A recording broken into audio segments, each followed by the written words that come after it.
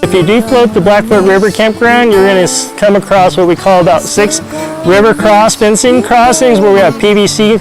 going down and we have these safe boat passage signs that you would go through. It's like a kind of like a curtain of PVC pipe hanging down, and you definitely want to steer your boat in and they separate, and then you would be able to safely go through them. But the idea of the fence crossing is that we actually have a lot of cattle in the area, so cows are pushed from lower canyon to upper canyon, and then they stop along the way to drink water and what we call water gaps. The river fencing actually keeps them from migrating in the river and then going up to the other sides and then getting into the different campgrounds that we have. We try to separate cattle from campgrounds, and so what we do is we have to maintain these fences to make sure they're working functionally. So today we're actually going to go through and then we're going to check all the fence crossings, and we want to make sure that they're up out of the water. We don't want any debris hanging onto the bottom wires, which weigh them down and then kind of put pressure on the side poles, and then it causes stress, cracks, and fractures,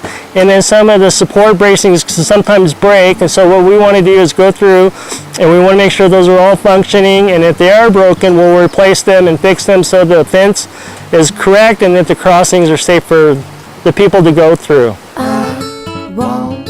you to carry